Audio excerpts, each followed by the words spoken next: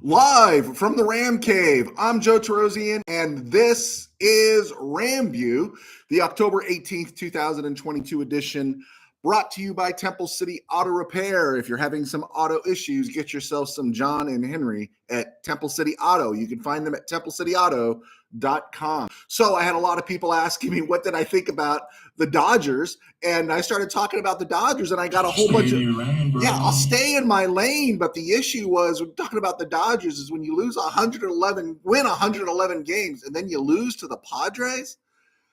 It was great. I was really happy about that. And, but, you know, the Rams won. That's what matters. And what was great about that Ram game was that it wasn't perfect, right?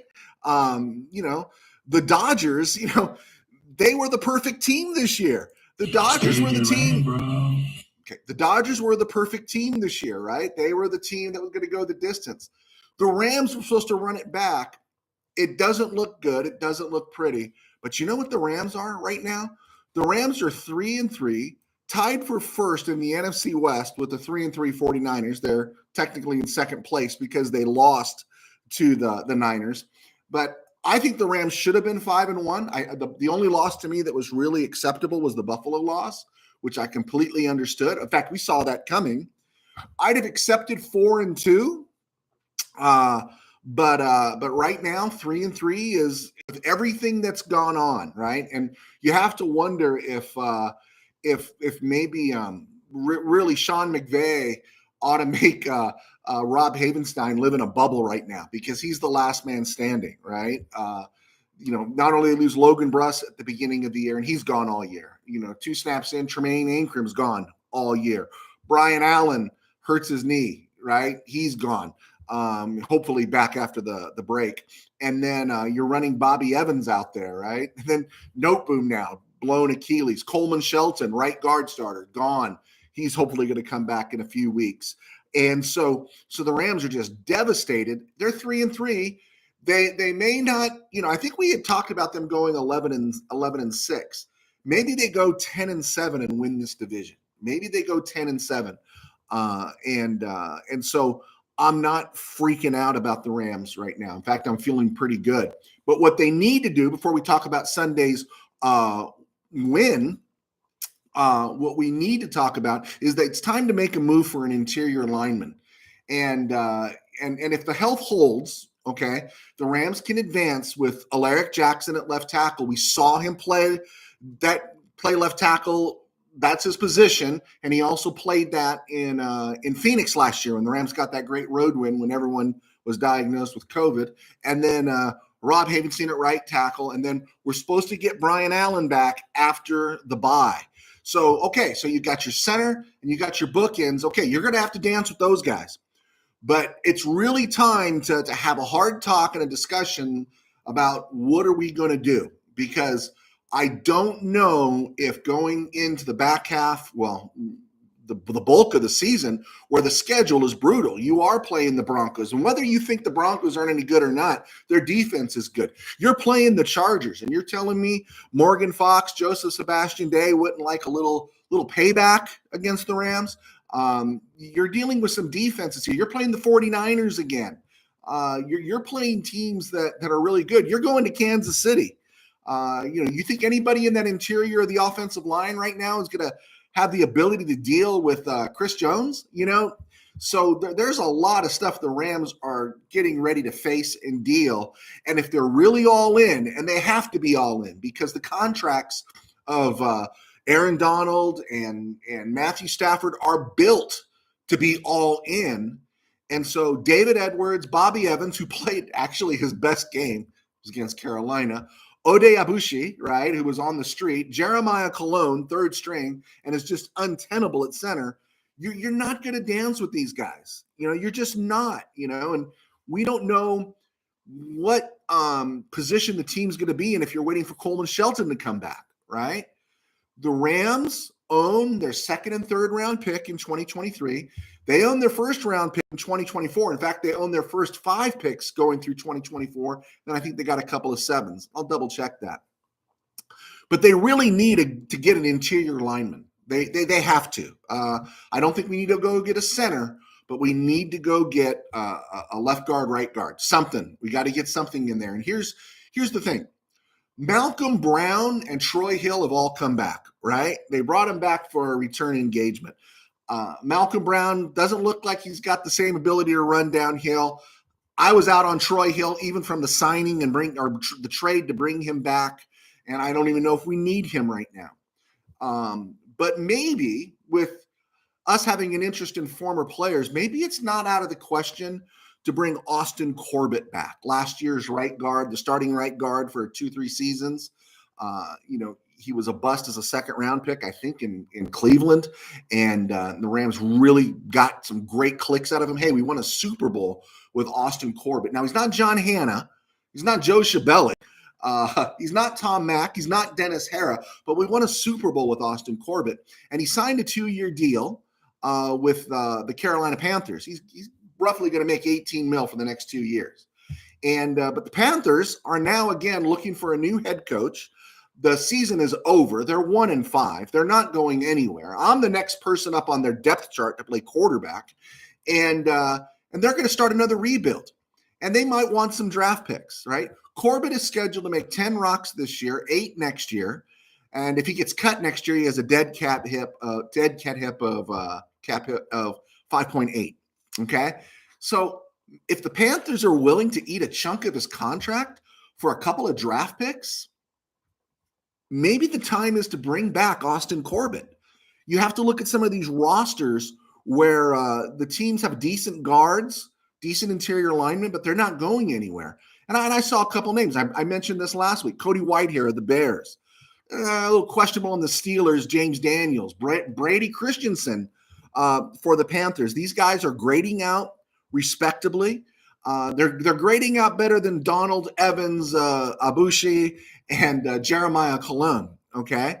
And so maybe we have to make a move because we can't play with the window. It's not conducive to the window the Rams are in to just write off 2023 and hope there's not some kind of repeat injury wave in 2024. So the Rams need to make a deal. They've got draft pick capital. Again, they do. And maybe they need to spend it before going out and getting a running back. That might be the second thing they need to do. Right now, to me, that's so low on the list compared to you got to get an interior offensive lineman. Because, yeah, we won the game. It was a very gritty game kind of against Carolina. Those are the kind of games I love to see. But that's not going to be enough going to Green Bay around Christmas, playing Denver on Christmas Day, facing the 49ers coming out of the bye, going to Kansas City, being at home against the Chargers, playing Las Vegas. It's just not going to be enough. And we're going to Tampa Bay as well, as they seem to be imploding, which is beautiful. So the Rams really need to decide. If there's no deal or no major move made for an interior lineman, then to me, they're punting on the season. They have to make a move here, and they need to see what's available. And in regarding the win, right, I've said it before, I'm really good with the Rams winning 52-0. That's the kind of win I want to see. I never want to see a close game when the Rams play. I never want to see a good game. You know, that game last night between the Broncos and Chargers, forgot some of the futility. I don't want to see a game like that when the Rams play. Did you see Alabama and Tennessee? Great game, fun to watch, but easier to watch when there's no emotional investment. I don't want to see the Rams win like that. If they have to win like that, okay. But my druthers, I want to see them win 52-0. That's it, okay? 52-0. So they ended up getting the win, but I loved the win this past Sunday. I loved it because of the imperfection. Third string offensive line, Cam Akers no longer necessarily part of the team. They're getting clicks out of a free agent kick returner from a year ago named Brandon Powell. Is Brandon Powell not a revelation? Is Brandon Powell just not something beautiful to watch, right? And now we've got a 7th round wide receiver playing a key role. And of course, Pro Football Focus grades Ben Skoranek out as the 101st rated wide receiver out of 110 in the NFL. But let me ask you this. Would you trade Ben Skoranek right now? The guy does everything. He's like a poor man's version. I mean, a poor man's version of Julian Edelman to some degree, right? He's catching passes, he's blocking, he's running the ball. Whoever thought the day would come on a fly sweep, you'd see Ben Skoranek go untouched from 17 yards out into the end zone. It was just a beautiful thing to see. Now, the game was against Carolina. Stafford threw his pick six and stuff, and they're down on the depth chart. But it was a game the Rams had to win, and there was no excuse. And you see Joe Noteboom being carted off, and there's just no excuse, right? There's just no excuse that this is acceptable. You've got to win this game. So even with Joe Noteboom gone, you got to figure out what you're going to do. And that's where I give Sean McVay. The way him and Raheem Morris are working this year is fantastic. Yeah, you get a little upset, a little frustrated, maybe with some of the play calling. But the way this team fought through on Sunday, all credit to Sean McVay, right? Sunday to me was the reason McVay is great, right? Sunday's the reason McVay is great. And I want to add one more thing before I break off from the offense here. I got into this, not to get into it. I had a discussion. I was on Facebook, I think, with loyal RamView listener and watcher Paul Kistler, and I think Dave Mitchell, and some others. And here's the deal: when you're asking Jared Goff to run that Ram offense that he ran late 2019 and early 2020, where it was just all hitches and dump offs and everything, Goff can do that, right? He can do that. That is not how Matthew Stafford's built, right? Matthew Stafford, I think, gets into his worst trouble, not when he's asked to let it rip and be reckless. He becomes reckless when he's asked to play it safe and just don't make a turnover. And that's just not his nature. And we need to, as Ram fans, be, as one of my favorite words as a Ram fan these days, is we need to be nuanced enough to understand who Matthew Stafford is that, yeah, you're going to get that one bust, but you're also going to get 3 booms from him during the course of a game. And really, does Matthew Stafford, who led the league in interceptions, most overrated stat in the NFL, it's not about how many interceptions, it's about when they come. It's as overrated as completion percentage. Like somehow a 65% completion percentage is great, 63% completion percentage is bad. And it's all about situations. What do they do on third down? So we have all these ridiculous stats we use to measure. See the Chargers and Brandon Staley on using analytics, and the Baltimore Ravens on using analytics. Because football is a game of the heart. And hard work can beat talent, and better scheming can beat teams as opposed to just pure talent. And you can't just trust the numbers you see with all the analytics. And the analytics, to me, when you read it, Stafford's not rated as high as everyone else.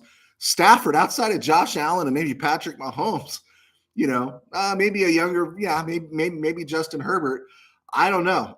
There's too many guys I would trade Matthew Stafford for. And let's not ask him to be safe. Let's ask him to be aggressive and accept the fact that once in a while, he's going to get popped.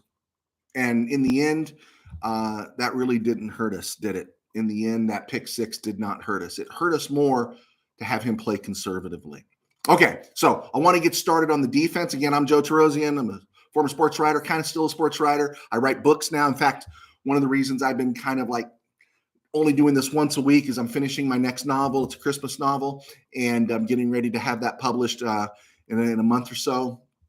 And so I do that for a living. I've written several books. They're all on Amazon, including 2 high school football books, Tangent Dreams and Temple City Company of the Ages. And they've gotten some good reviews. My most recent book is a dystopian Christian novel called Sin Virus, which is perfect for the Halloween season. So you might want to check those out.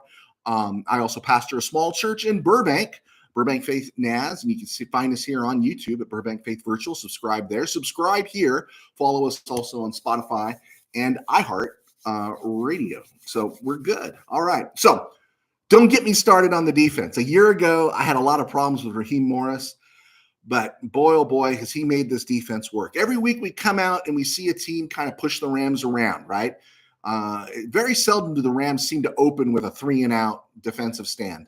generally what they seem to do is they get pushed around for 3 or 4 first downs, and then they cinch up on the tackling, and they tighten up, and then they hold everybody back. Remember, the Cowboys were spotted a 9-point lead last week, and the defense was burned by the big play by Tony Pollard, which was 16 points right there. Right? Again, cinch up on the tackling. We can talk about Nick Scott here in a minute, but that's 16 points the Rams gave away. By and large, the defense really was only torched for 6 points against the Cowboys. We saw the same thing. 2 big plays by the 49ers, and the pick six was all the 49ers got. 2 big plays. And part of the reason for the Deebo Samuel touchdown was because it was a bad pass that should have been picked off if it had been anywhere catchable. But instead, Garoppolo was high. Samuel outreached everybody. And, of course, and then Taylor Rapp decided he couldn't tackle anybody. But this is what the Rams defense is doing. It's getting better and better. Again, the tackling needs to improve and such, but the defense is getting better and better, and that's Raheem Morris. And Raheem Morris is we're benefiting from the fact, as a lot of people say, you hear, everyone wants to go with an offensive coach. And who knows? The Rams might get to keep Raheem Morris for another year just because everyone's looking for the next great, offensive genius. And maybe Raheem Morris gets to stick around for another year and gets to work a little more on this defense. And again, it's because of this window. We'd love to see that consistency. But Raheem Morris, I think I started a hashtag fire Raheem last year, or Raheem must go. And I was wrong. I think a lot of us were wrong. And the defense has played really well. Again, they got to tighten up a couple of loose things, but they've played really well. Speaking of specific defensive players, as we hit the 17-minute mark, Leonard Floyd still doesn't have a sack this season, but he did play his best game of the year this past week against Carolina. Again, Carolina. But it was great against the run. He's picked it up a little bit. Interesting to see. The guys I'm worried about are the guys I liked last year. Well, the guy I liked last year was Justin Hollins, who's really been very pedestrian. And Terrell Lewis had a nice start to this year, but neither Hollins or Lewis are consistent enough. And you're seeing Tack McKinley getting snaps now. You just have to wonder what the Rams might do in that department if Hollins and Lewis don't pick it up. Nick Scott, he's been playing a little bit better. Of course, he had the pick, but of course that was Ernest Jones that made the play. But if you've been watching it just visually, Nick Scott's tackling has been awful the last couple of weeks, just awful. And he's a good player. We know that. So his focus needs to tighten up.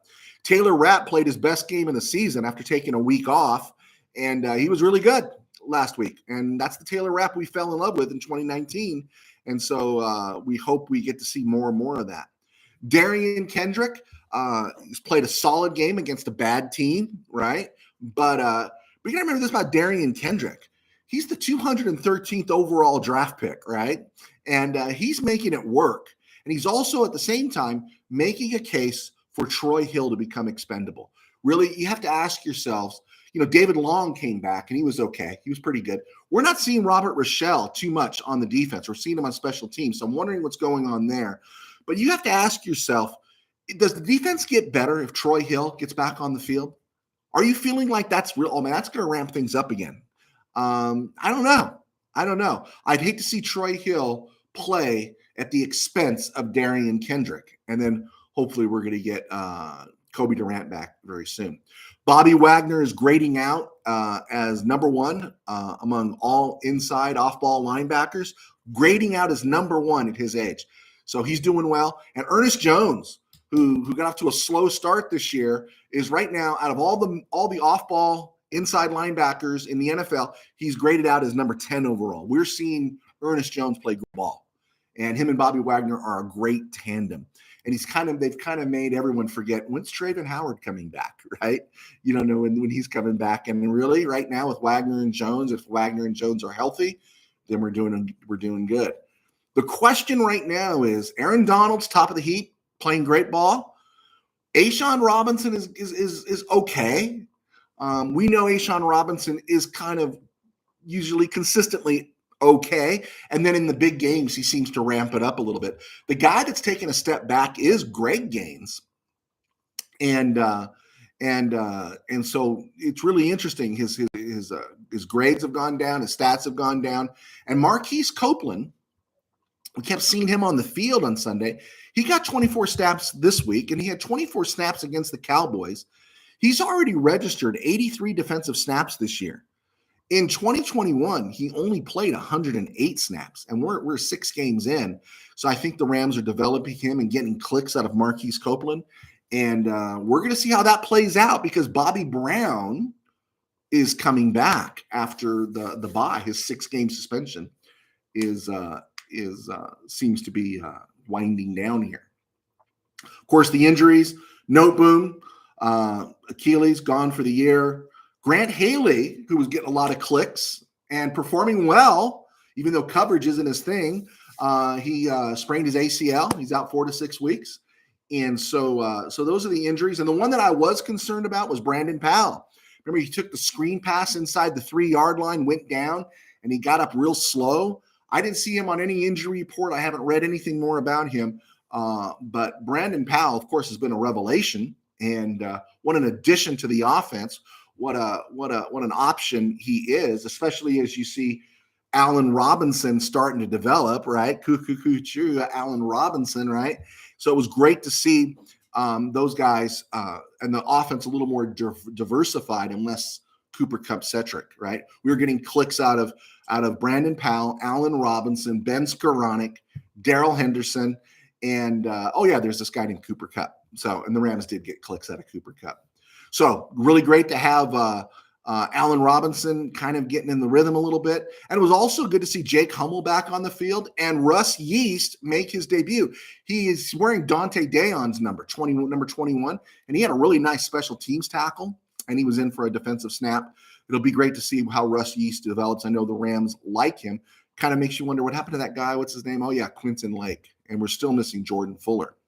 Right now, what the talk is coming back from the bye is Van Jefferson and Brian Allen are supposed to be back, and of course that'll help, and that'll give Stafford more options. Brian Allen is just huge; it's just a big deal. I think if Brian Allen comes back, you're going to see the ball going to Allen Robinson more. You're going to see the ball going to the other receivers more. You're going to see less 3rd and 9s and hopefully, more 2nd and 3s. So keep that in mind. Nothing wrong with Van Jefferson, right? He's not a great receiver, but there's nothing wrong with Van Jefferson taking off the top. Troy Hill's coming back. I'm not interested. I am interested in Kobe Durant and his development. And of course, Bobby Brown. Am curious as he showed some improvement, and the team was looking to him in the offseason and during the heading into the preseason before he got hit with the HGH, whatever it is, the steroid abuse thing, took 6 weeks off. So it's nice. He's coming in 6 weeks off, and maybe his body is fresh, a few less bruises than everybody else, and hopefully he can make an impact. All right. So I am going a little long because I feel like I just need to chit-chat with you guys. And I feel like I missed way too much time because I do enjoy doing this. I know people think, oh, you must not like doing it anymore. I do enjoy doing this show because, it really is something that it's a lot of fun. It was a stone. It is a stone groove. Man. You are the most righteous. Yeah, I know. It is a stone groove. I'm really, really happy about doing this show and such. Just click on and hit like, and we'll just keep having fun. I love your comments and stuff. We'll go from there. Is that enough? Do I need to go again? All right, good. Let's get into the wrap up, the back half of this 30-minute segment here, this 30-minute edition around the NFL and other places. And the other places start with Rocky Top and Tennessee's win over Alabama.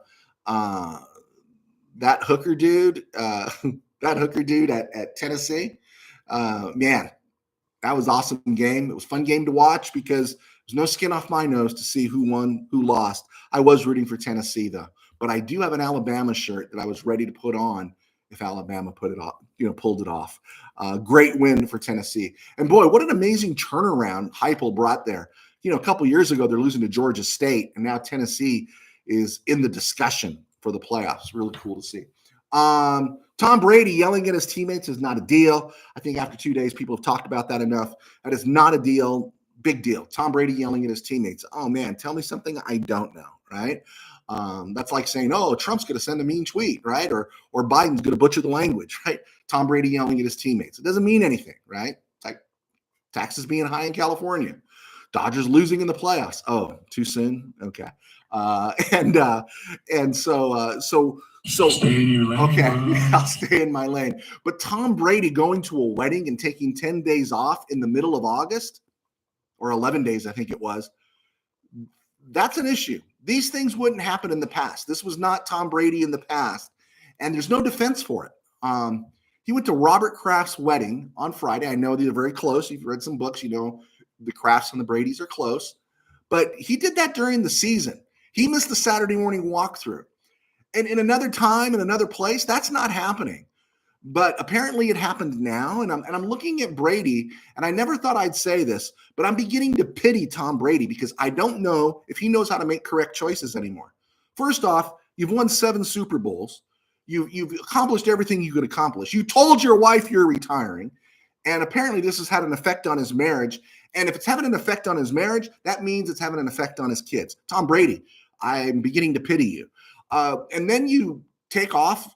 I don't care how many Super Bowls you won. This is your team. You're part of the team. You don't set yourself apart from the team. I was amazed that there were people trying to defend him on this. Oh, of course, he's earned the right. But do you take that right? Do you do that? And they lost in Pittsburgh to Mitchell Trubisky. Bad seeing Tom Brady. I wish he could retire at midseason. I think he's pushing Todd Bowles' patience. I said, if you go, don't come back this weekend. Take the weekend off. We're going to go dance with Blaine Gabbert. Oh, wait a second. Let's not dance with Blaine Gabbert. Number 3, how much are the Cardinals paying Kyler Murray and Cliff Kingsbury? They're paying them so much money, they can't get rid of them. The Cardinals are bad. How marvelous, right? And now they're going to they've brought in Robbie Anderson to make everything better. DeAndre Hopkins is coming back Thursday, and Hollywood Brown has gone out with a foot injury. He's going to be gone for this foreseeable future. And Robbie Anderson, he was the dude walking off the field, cussing out his coaches against the Rams, right? Not a good look. I don't care what the look is. I don't care if you're not getting playing time, if you're not getting the ball thrown to you. I don't care, whatever it is. Do you think Melvin Ingram, was it Melvin Ingram? Melvin Gordon really enjoyed standing on the sidelines last night? He was probably really ticked off standing on the sidelines last night and probably vented someplace else.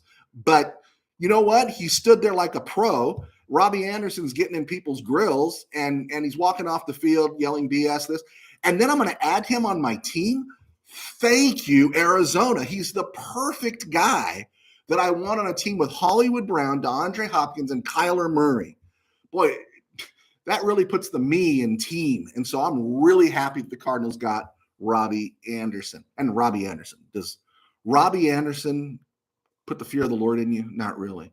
Watching the Packers-Jets and the highlights there, Jets are easy to root for. Jets are just really easy to root for. And so happy for them.